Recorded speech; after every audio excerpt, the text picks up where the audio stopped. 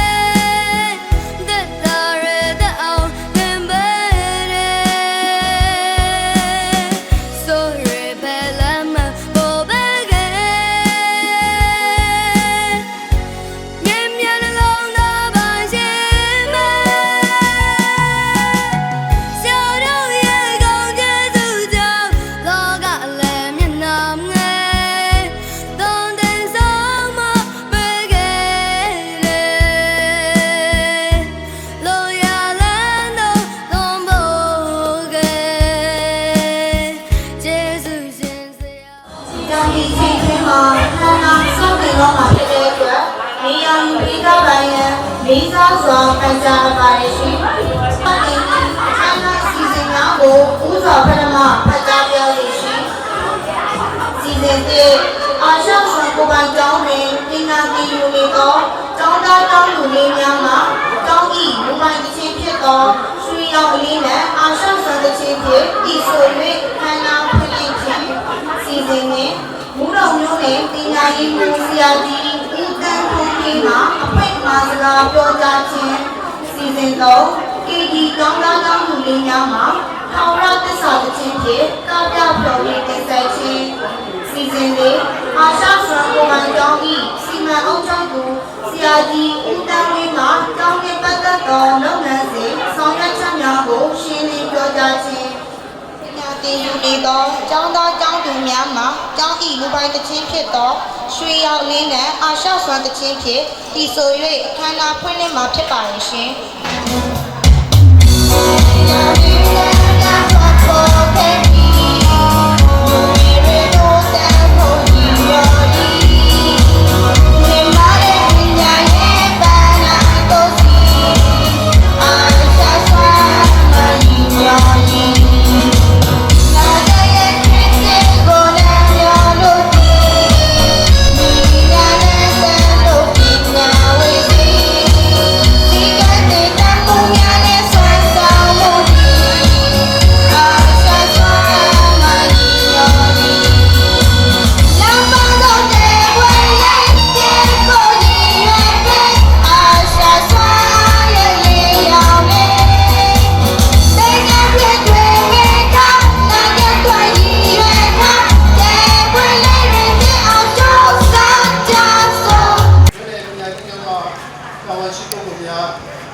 ဘုတော်လေးတွေမှာအခြေခံပညာတက်တဲ့လေရန်လူလာတိုင်းကျောင်းသားများကျောင်းသားမိဘများထိတ်ကြထားသောအဲ့ဒီလိုများကျောင်းသားကျောင်းသူများအားလုံးမင်္ဂလာပေါင်းတဲ့ပြည်စုံပါစေကြောင်းဥစွာဆုတောင်းမေတ္တာပို့သအပ်ပါတယ်ဒီကနေ့ချက်ပါပြုလုပ်တဲ့ပွဲအစရင်ဒါကျွန်တော်တို့ဒီအာရှဆောင်းကိုပိုင်ကျောင်းရဲ့ဝယ်လေးတစ်ခုဖြစ်ပါတယ်ဒီကျောင်းဆိုရင်ကျွန်တော်ကျောင်းတွေကိုလိုက်ကြည့်တဲ့အထဲမှာပြောမယ်ဆိုတော့ကျွန်တော်အနေနဲ့ပေါ့နော်သဘောအကျဆုံးပြောပြရပြန်ပြီးတော့ကိုယ်ကလေးရဲ့နေသားကိုပြန်ပြီးတော့ဆန်းစစ်ဖို့တော့လိုပါတယ်အကယ်၍ကိုယ်ကလေးကပါလိုအပ်ချက်တွေများရှိခဲ့မယ်ဆိုရင်လည်းကျောင်းမှာရှိတဲ့တာဝန်ရှိတဲ့ကျောင်းကြီးတွေကိုအတတ်ပိုင်ဆရာဆရာမတွေနဲ့တော့ဘာသာပြဆရာဆရာမတွေနဲ့တော့ဒါမိဘများကနေတော့လာပြီးတော့ဆွေးနွေးရမှာဖြစ်ပါတယ်။တော့ဒါကမိဘတိုင်းတော့ရမယ်အနေအထားမျိုးဖြစ်ပါတယ်။ဒါကြောင့်ပညာသင်ပေးရုံနဲ့တင်ကပဲကိုယ်ကလေးရဲ့တိုးတက်ဖို့အခြေအနေနဲ့ပြန်ပြီးတော့လေ့လာဆန်းစစ်ပြီးဖို့လည်းကျွန်တော်အနေနဲ့ပြောချင်ပါတယ်။တော့ကျွန်တော်အနေနဲ့ဒီလိုပြောနေပြောချင်တာအခုဒီကျောင်းဒီအခမ်းအနားကိုတက်ရောက်လာကြတဲ့မိဘများအနေနဲ့နောက်နေ့ဒီမှာလည်းပဲပုတ်ကလေးတွေရဲ့ကျောင်းနေတဲ့အပေါ်မှာမိမိတို့ရဲ့ကလေးပညာရေးအစွမ်းကုန်တိုးတက်အောင်ကျောင်းမှာရှိတဲ့ကျောင်းမှာတာဝန်ရှိတဲ့ဆရာကျောင်းကြီးနဲ့ဆရာမများနဲ့ပူးပေါင်းဆောင်ရွက်ပြကြပါလို့တိုက်တွန်းရင်းနဲ့ပဲဒီကုန်းချုပ်ပါတယ်အားလုံးကိုကျေးဇူးတင်ပါတယ်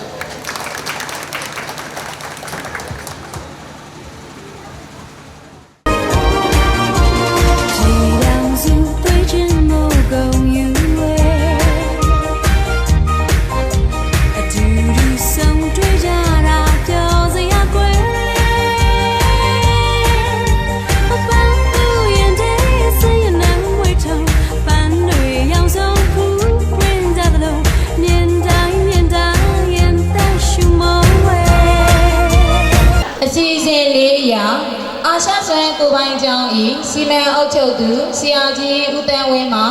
ကျောင်းနှင့်ပတ်သက်သောလုပ်ငန်းစဉ်ဆောင်ရွက်ချက်များကိုရှင်းလင်းပြောကြားမှာဖြစ်ပါရရှင်။ဆရာကြီးရှင်ကျောင်းနှင့်ပတ်သက်သောလုပ်ငန်းစဉ်ဆောင်ရွက်ချက်များကိုရှင်းလင်းပြောကြားပေးပါရန်လေးစားစွာပန်ကြားအပ်ပါရရှင်။ဒီအာရှဆွမ်းကိုရောက်ရှိလာတဲ့ အဖို့တာရင်ပြီးယန္တနာများရဲ့ကိုယ်ပိုင်အသိကိုယ်ပိုင်အတွေးကိုယ်ပိုင်တွေးခေါ်ညာနေတဲ့ပညာပြည့်ဝတလုံးလာတဲ့ကျောင်းသားကျောင်းသူများဖြစ်ဖို့နိုင်ငံတော်ရဲ့စေတနာထားနေတဲ့လူသားချင်းမျိုးဖို့ပြုံးတဲ့အတိုင်းအတာတစ်ခုတည်းတအားပါဝင်ပြီးတော့ကုညီလှုပ်ဆောင်တယ်ဆိုတာကိုလည်းကျောင်းရဲ့ရည်ရွယ်ချက်ဖြစ်ပါတယ်ကျောင်းအနေနဲ့အာရှစွမ်းကျောင်းအနေနဲ့လာမဲ့ပညာသင်နဲ့ခုပညာသင်နဲ့ရောက်ရှိလာတဲ့ကျောင်းလူကျောင်းသားများရဲ့အရေးကိုဦးစားပေးပြီးတော့ဆောင်ရွက်မယ်ဆိုတော့ပထမဦးစားပေးဖြစ်ပါတယ်ဒီအာရှစွမ်းကိုယ်ပိုင်အလယ်တန်းကျောင်းမှာလာရောက်ယုံကြည်လာရောက်တော့အနှံတဲ့ရင်သွေးငယ်များကိုတောင်းနေပြောပြီးစာတော်တဲ့ကလေးများဖြစ်အောင်ကြီးကန်းကောင်းပြီးတော့စာတော်တဲ့ကလေးများဖြစ်အောင်အတတ်ပညာကိုအသိပညာပါပညာနှစ်ရပ်စလုံးတတ်သွားအောင်စာသင်ခန်းပြင်ပမှာလည်းပညာရေးနဲ့ဆိုင်တဲ့လုပ်ငန်းများကိုတက်ကြွပါဝင်လှုပ်ဆောင်လာအောင်ကျောင်းပညာရေးမှာလည်းကျောင်းသားမိဘများပါဝင်လာအောင်ဆရာဆရာမတွေနဲ့ဆရာကျောင်းဦးစီးနဲ့ပူးပေါင်းပြီးတော့ကျောင်းရဲ့ဖွံ့ဖြိုးတိုးတက်ရေးပါဝင်လာအောင်2025-26ပညာသင်နှစ်မှာစတဲ့တဘူဆက်ပြီးတော့ကြိုးစားသွားမယ်ဆိုတာကြိုးစားရင်ဒီကုန်းချုပ်ပါတယ်နော် စီစဉ်9ရာ ASPSE ကျောင်းသားလေးများမှာရန်ကုန်သားလေးကျွန်တော်တခင်ဖြစ်ကားပြဖြောပြီးတင်ဆက်မှာဖြစ်ပါတယ်ရှင်။ကြည့်ရှုခံစားအားပေးကြပါစို့လားရှင်။ မြန်မာပြည်နဲ့ရှောင်းလို့သာဂီတာလေးနဲ့ပိုက်ကရောက်ခဲ့ဘူးတဲ့မြို့တွေမှာရန်ကုန်သားလေးကျွန်တော်ပါလေရင်ပြန်ကြည့်စီလို့သာဂီတာလေးနဲ့လိုက်ခဲ့တာကံကောင်းမြို့ရဲ့နေရာဂီတာတီးတဲ့ကောင်းလေး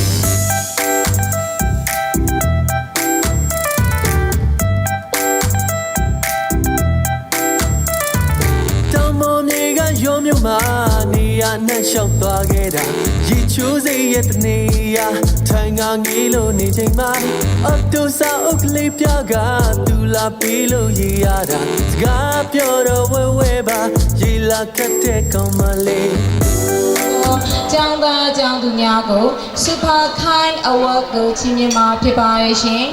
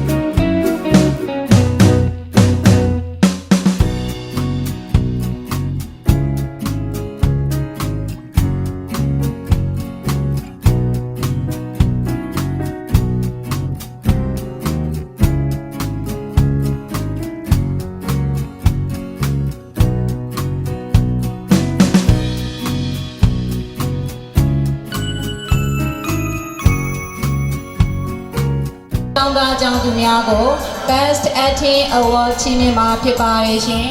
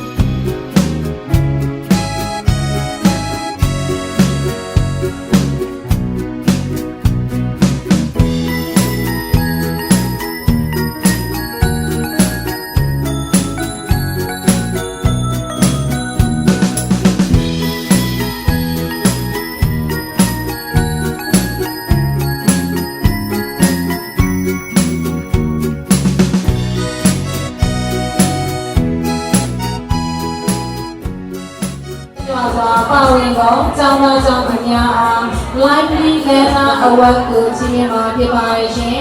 ။ဤဆုကိုချီးမြှင့်ပေးပါရန်အာရှဆွဲကိုပိုင်ကျောင်း၏စီမံအုပ်ချုပ်သူဆရာကြီးဦးတန်းဝင်းကိုလေးစားစွာပန်ကြားပါရှင်။ကြွားစွာပါဝင်သောကျောင်းသားကျောင်းသူများအား Lively Learner Award ကိုချီးမြှင့်မှာဖြစ်ပါရှင်။ဤဆုကိုချီးမြှင့်ပေးပါရန်အာရှဆွဲကိုပိုင်ကျောင်း၏စီမံအုပ်ချုပ်သူဆရာကြီးဦးတန်းဝင်းကိုလေးစားစွာပန်ကြားပါရှင်။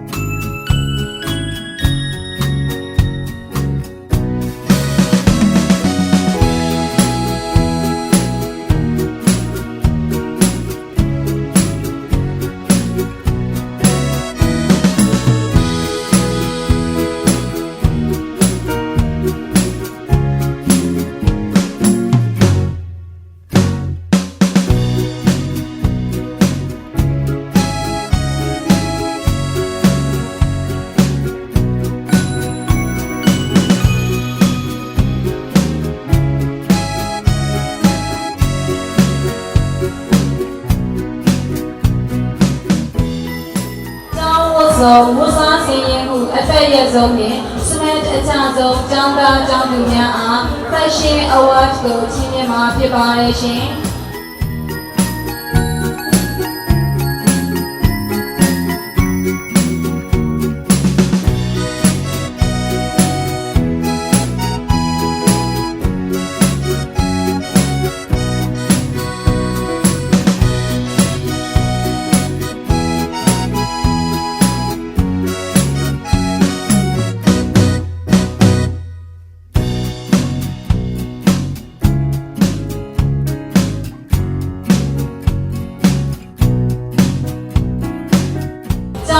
ရဲ့မရှိပဲကျောင်းတက်အမှန်ဆုံးကျောင်းသားလေးများအား Perfect Attendance Award ကိုချီးမြှင့်မှာဖြစ်ပါရဲ့ရှင်။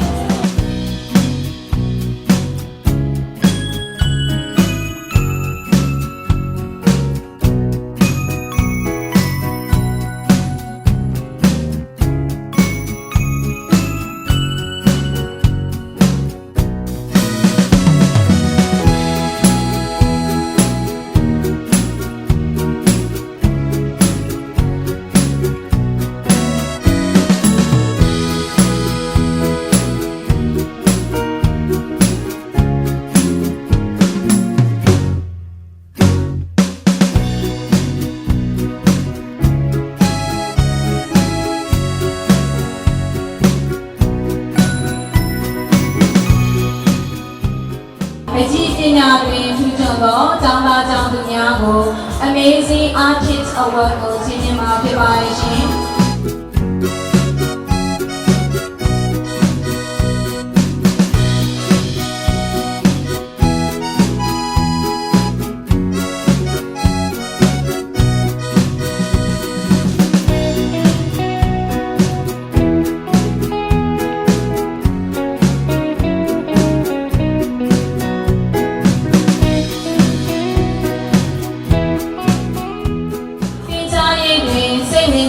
ရှိပြီးပြည်သူသည်များကိုရေရေဝဝမေးမြန်းစူးစမ်းတတ်သောကျောင်းသားလေးများအား Curiosity Award ကိုချီးမြှင့်မှာဖြစ်ပါရဲ့ရှင်။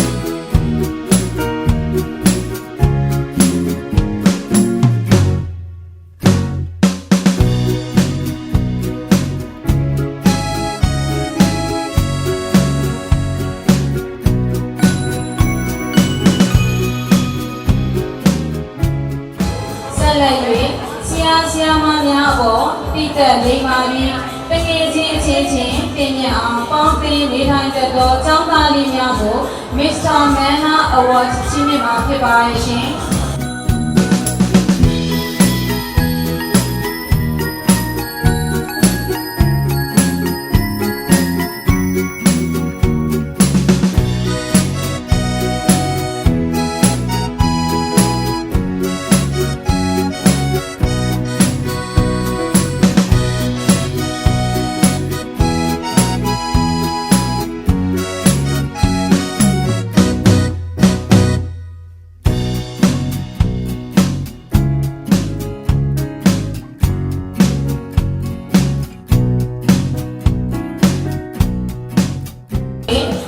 ဆရာမများပေါ်တိတက်လိမ္မာပြီးတကယ်ချင်းချင်းတင်မြတ်အောင်ပေါင်းသင်းနေထိုင်တတ်သောကျောင်းသူလေးများကို Miss Manna Award ချီးမြှင့်မှာဖြစ်ပါရဲ့ရှင်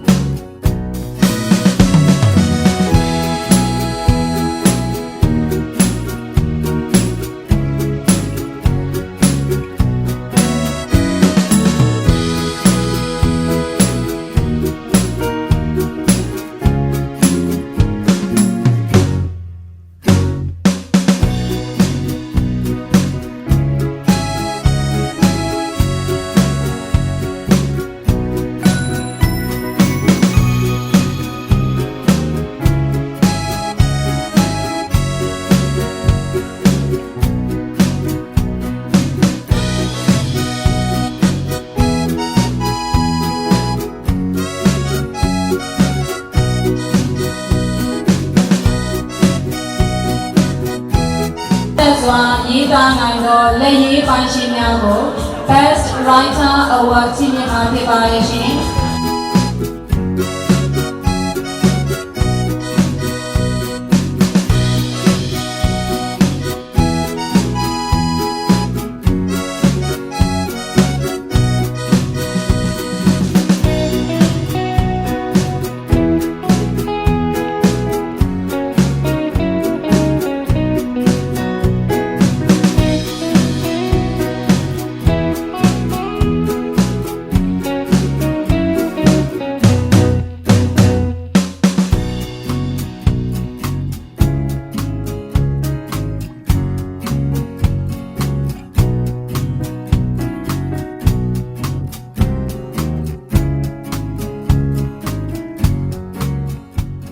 စီစဉ်ခွင့်ရ ASPSE ကျောင်းသားကျောင်းသူလေးများမှာ I'm the best အချင်းဖြင့်တားပြဖျော်ဖြေတင်ဆက်မှာဖြစ်ပါရဲ့ရှင်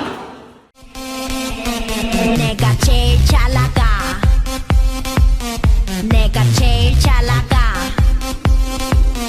Nega che chalaga Nega che chalaga Che che che chalaga Big bum ta ta ta ta ta ta ta ta Big bum ta ta ta ta ta ta ta ta Big bum ta ta ta ta ta ta ta ta Big bum ta ta ta ta ta ta ta Oh my god ဘူပန်တချင်းဖြစ်သောရွှေရောင်လေးနဲ့အာရှဖန်တချင်းကိုဒီဆက်တီကုန်းပေးပါတော့တင်းနဲ့တီတိုပေးပါတော့တင်းတန်ရှင်အားကွန်ပျူတာကံပါပေးအပ်မှာဖြစ်ပါရဲ့ရှင် တက်တန်းမှာပေးအပ်ချင်းမြင့်ပေးပါရန်အာရှဆွဲကိုပိုင်းကျောင်း၏ main founder ဖြစ်သောဦးမင်းအောင်ကိုလေးစားစွာဖိတ်ခေါ်အပ်ပါရဲ့ရှင်ပိုင်းတချင်းဖြစ်သောရွှေရောင်လင်းနဲ့အာရှဆွဲတချင်းကိုရေးဆက်တီကုန်းပေးပါတော့တေးရေးဆရာငိမ့်ကျန်းကိုကိုတင်အားဂုဏ်ပြုမဲ့တန်းလွာရယူပေးပါရန်လေးစားစွာဖိတ်ခေါ်အပ်ပါရဲ့ရှင်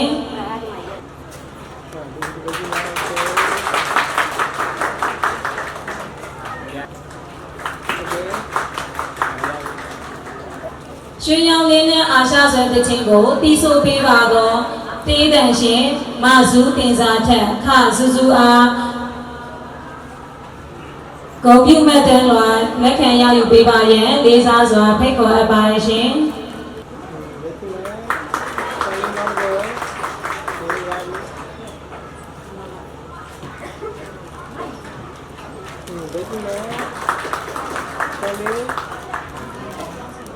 အ သောအာရှဆွမ်းကိုယ်ပိုင်ကျောင်း၏ main founder ဖြစ်သောဦးမြင့်အောင်ကိုကျေးဇူးပြုပြီးတင်ရှိပါတယ်ရှင်။ စီစဉ်ကိုရာ ASPSE ကျောင်းသားကျောင်းသူလေးများမှာငါရီစားကပုံမိုက်တဲ့ဖြစ်ဖြစ်ကားပြပြောင်းပြီးတင်ဆက်မှာဖြစ်ပါတယ်ရှင် ငါစောပူမိုက်တယ်ပူမိုက်တယ်မင်းစောတဲ့ငါစောကပူမိုက်တယ်ဟဲ့ငါစောပူမိုက်တယ်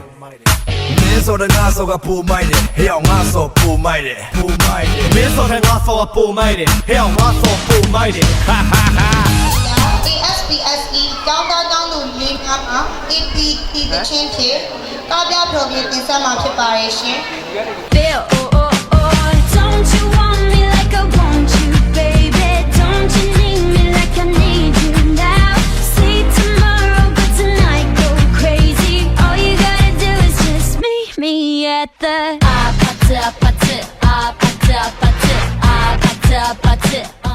ASPSE ကျောင်းသားကျောင်းသူလေးများမှာ Sugar တချင်းဖြစ်ကားပြပြောင်းပြီးတင်ဆက်မှာဖြစ်ပါတယ်ရှင် Wanna be needing your love, just wanna be deep in your love, and it's killing me when you're away. Oh baby, 'cause I really don't care where you are. I just wanna be there where you are, and I gotta give one little taste. It's sugar, yes please. Won't you come and put it down on me? I'm right here, 'cause I need little love and little sympathy. Yeah, you show me good loving, make it alright. Need a little sweetness in my life. AGKD ကျောင်းသူလေးများမှာအသေးခွဲပြီးရင်မှတချင်းဖြစ်ပြောင်းပြီးတင်ဆက်မှာဖြစ်ပါတယ်ရှင်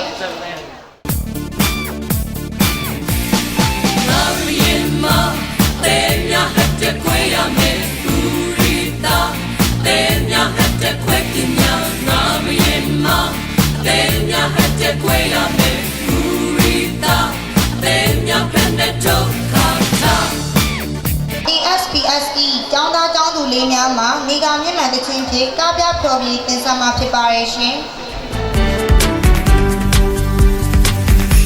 Yam look pen ya twisa yam loi ba de Ye should the pen we ya sui ya ma ti ja de Ni ga myat man li ne li na ma ye kwe Ri du ya si set set yin chong we ja ya me tin ma de Yam look pen ya twisa yam loi ba de Ye should the pen we ya sui ya ma ti ja de Ni ga myat man li ne li na ma ye kwe Ri du ya si set set yin chong we ja ya me tin ma de Tenya noi king jai, kwe kwa ge jambare. Tenya noi king jai, nye la la ge jambare. အာရှဆွဲကိုယ်ပိုင်ကျောင်း ၏ Miss Grand အာရှဆွဲဘယ်သူဖြစ်မလဲဆိုတာစောင့်မျှော်ကြည့်ရှုအားပေးကြပါစို့လားရှင်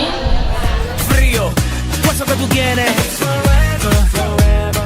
You could be mine. It's whatever, whatever, whatever you like. It's forever, forever. You could be mine, and I'm needing you right now, baby. Come and hold me down. Caliente, frío. စီစဉ်ဆန်ကရာ ASPSE ကျောင်းသားကျောင်းသူလေးများမှာ Dreamer တချင်းဖြစ်ကားပြပြောင်းပြီးတင်ဆက်မှာဖြစ်ပါတယ်ရှင် Look who we are. We are the dreamers. We make it happen. 'Cause we can see it. Let's do the one that keep the passion. Respect. Oh yeah. Let's do the one that can imagine. Respect. Oh yeah.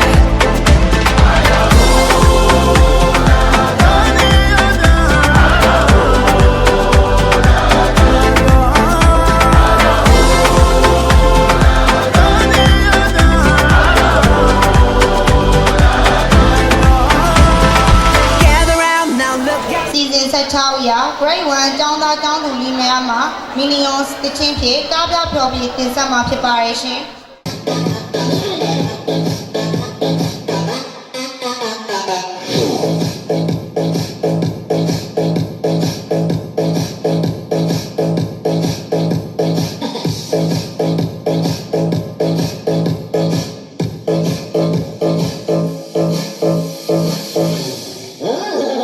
Hello, Papagena. Tu le bene con la papaya? စီဇန်19အရာ ASPSE တောင်းသားတောင်းသူလေးများမှာ Dynamite တခြင်းဖြင့်ကပြဖျော်ဖြေတင်ဆက်မှာဖြစ်ပါရဲ့ရှင် So watch me bring the fire, set the night alight. Shining through the city with that little fucking soul. So light it up like dynamite. This is so watch me bring the fire, set the night alight. Shining through the city with that little fucking soul. Light it up like dynamite. No more sakara time ga ne go de se ho boy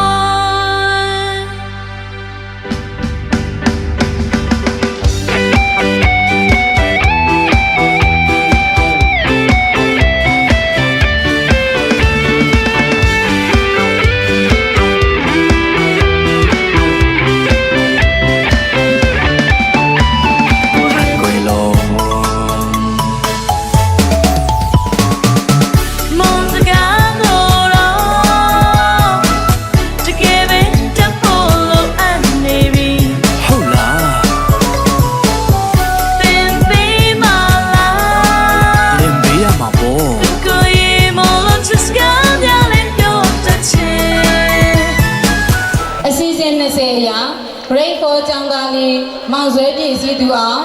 ကျောင်းသူလေးမဆူဆူအောင်တို့မှာရွှေရောင်လေးနဲ့အာရှဆွမ်းတခြင်းဖြင့်ပြီးခတ်တိဆိုကကျမတို့ရဲ့အာရှဆွမ်းကိုပိုင်းကျောင်း၏ End of School Year Concert အခမ်းအနားကိုနှုတ်ဆက်မှာဖြစ်ပါရဲ့ရှင်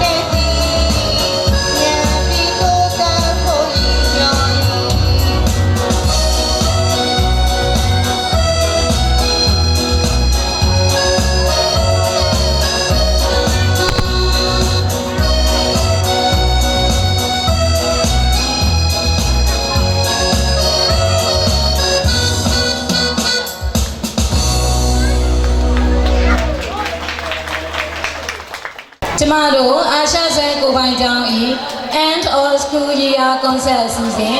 အောင်မြင်စွာပြီးဆုံးကြောင်းကြေညာအပ်ပါတယ်ရှင် 下山也将这惊喜。